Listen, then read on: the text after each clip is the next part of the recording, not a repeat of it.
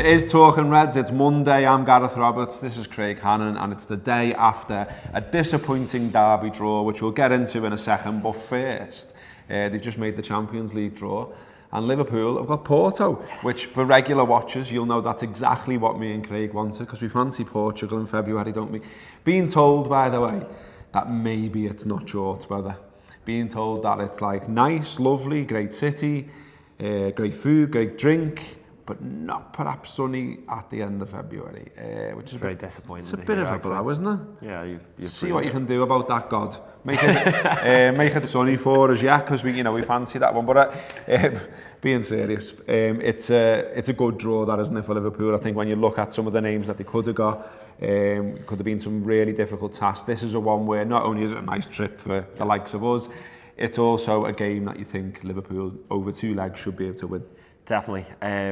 I just have this feeling that if we can get through that next round, we're in the quarterfinals, anything can happen. You know, there's the whole romanticism about Liverpool in Europe, and we've already seen that under Klopp. So yeah, it's definitely a favourable draw. I think all of the English sides will be pretty happy. But City got Basel. What else do we get? Well, Spurs won't be happy, I don't reckon. No. Juventus is very difficult. Chelsea probably won't be. None of them are happy. Chelsea. Oh yeah, Barca. Sorry, what was meaning was the Northwest. So City, United, and Liverpool. Yeah, I forgot about the other ones. Yeah, United got Sevilla, which you'd expect them to probably win. Elsewhere, yeah, Basel v City, Spurs v Juventus, Chelsea, Barca. United, Seville, Besiktas, Bayern Munich, PSG, Real Madrid, which is that's good though as well, because that's one of the big sides going out. And then Shakhtar v Roma. Those games are going to be played 13th, 14th of Feb and the following week for the first leg, and 6th, 7th of March and the following week for the second leg.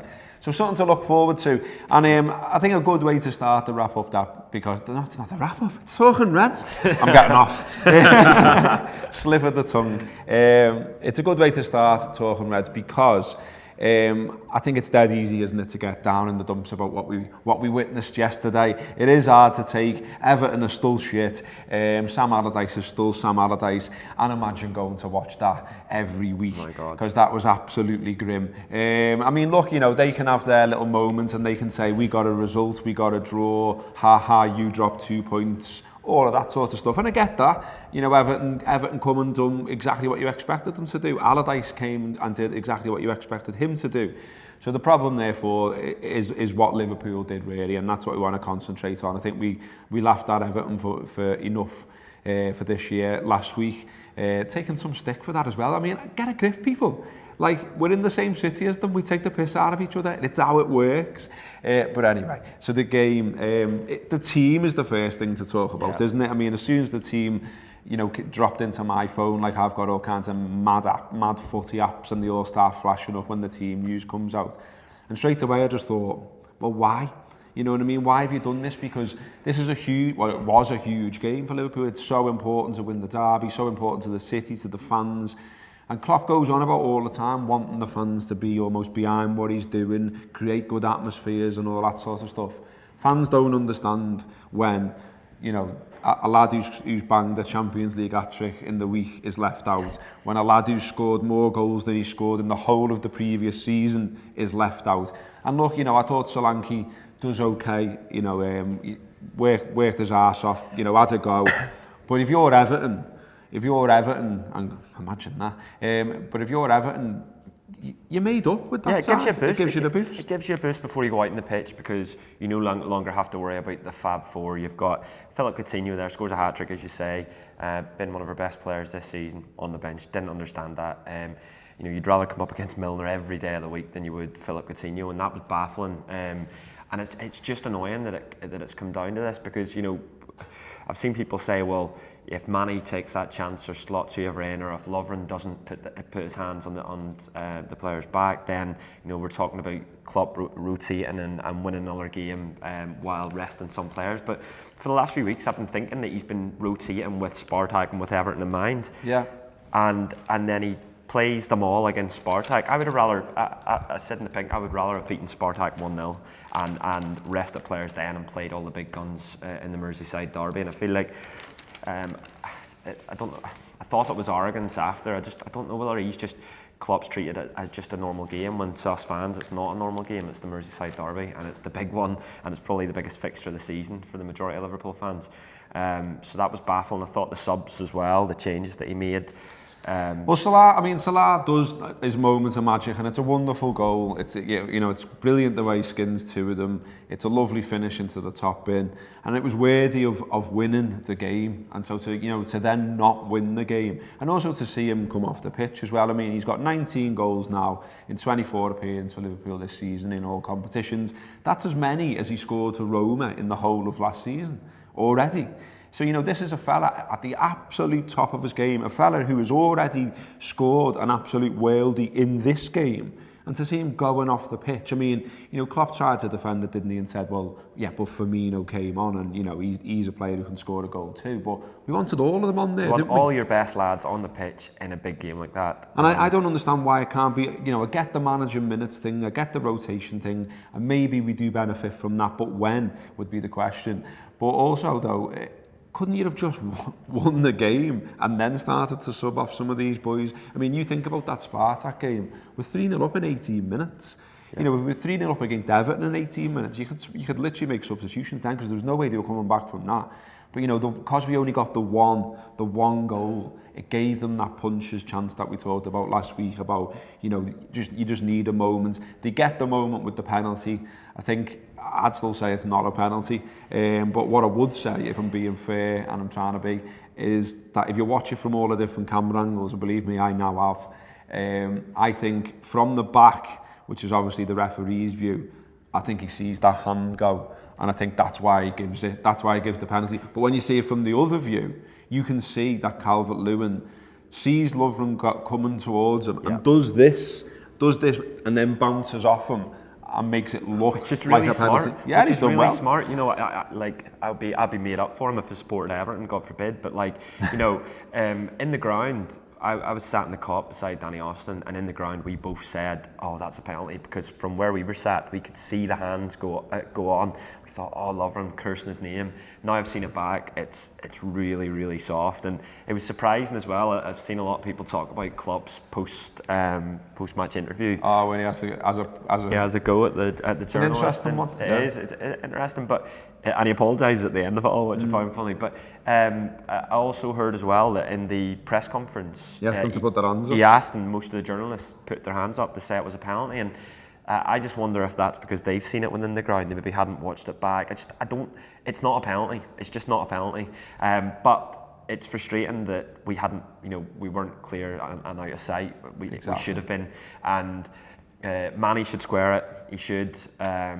There's a couple of chances. We just Salah has the header. Gomez has an header. Even then, against such a poor side, that we were leaving the match down to a moment of magic from Salah, rather than, because I don't think it wasn't a very good performance. We dominate possession. What I mean is, we didn't. They were so bad. Yeah. They were so bad. And the thing as well is, if you didn't know that it was a Sam Allardyce side, if you didn't see him in the touchline, you knew after 20 minutes, 30 minutes that it was, because Pickford, how many times did he hit it into the main stand? It was just mad. That's what makes it so frustrating. They're playing rugby. That's what makes it so frustrating, that they are such a poor side and they were there for the taking, and we didn't do it. I mean, they had 21% of the possession, Everton, which is the lowest figure ever in a Premier League match since 2003-04, when Opta started recording, how much possession gets shared in a game. But possession doesn't win your games, obviously. Didn't win it for us.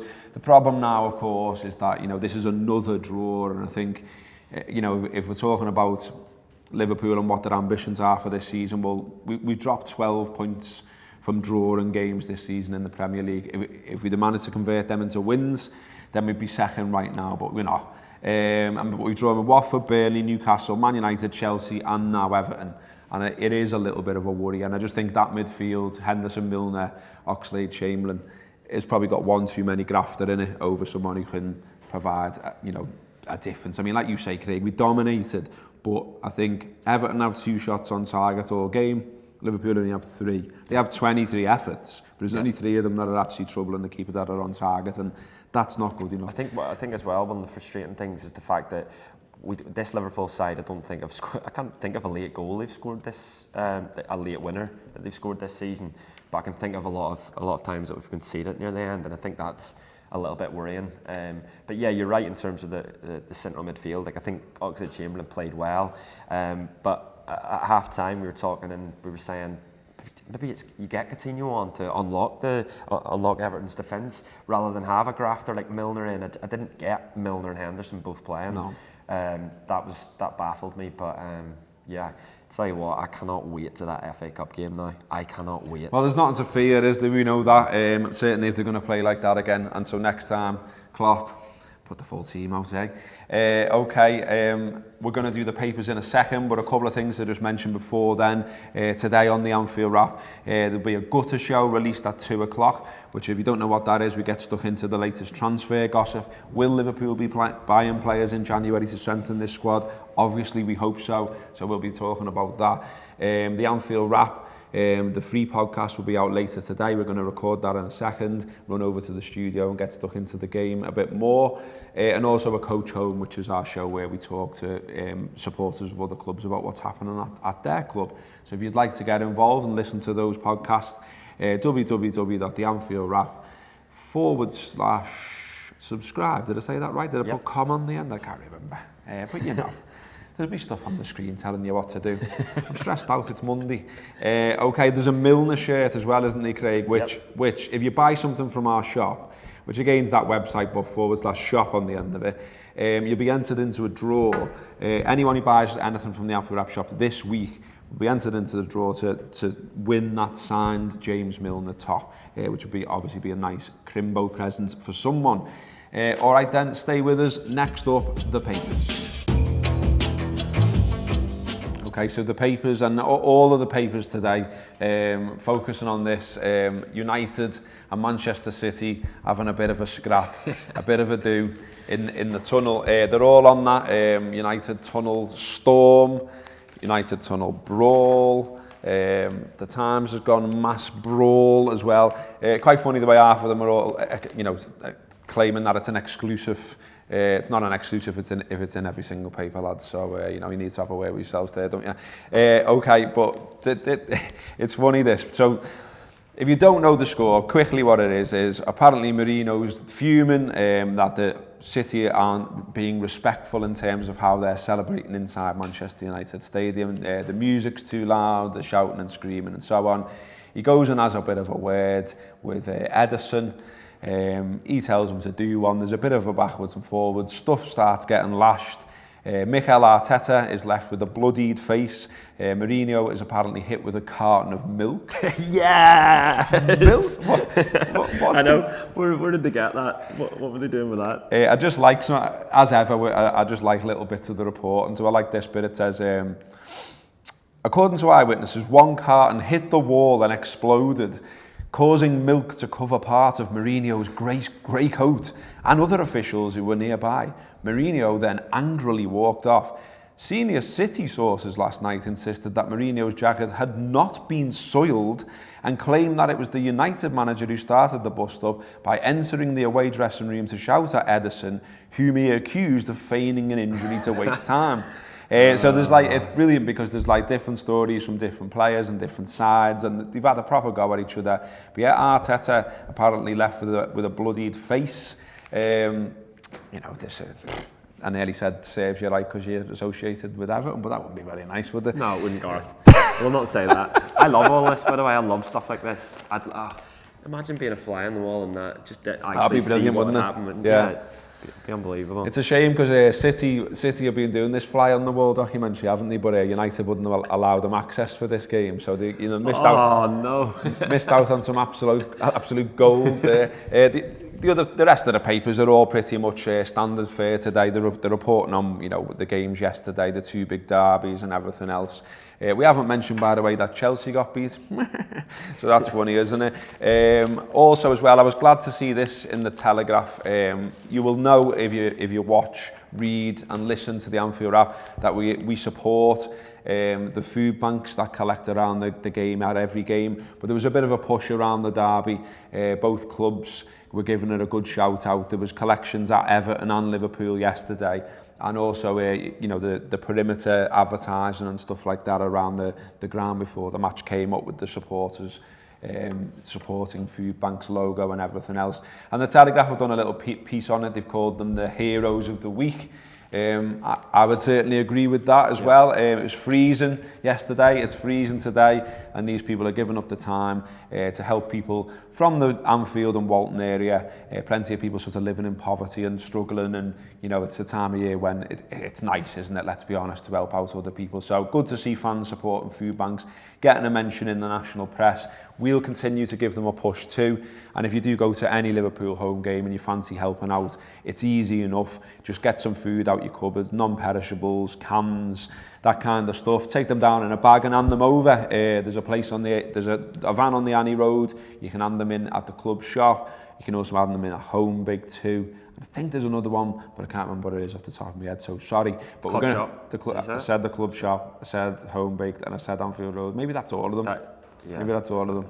But keep an eye out for it. We always give it a tweet before every home game anyway. Get down, help them out. It's a nice thing to do. That has been today's Talking Reds.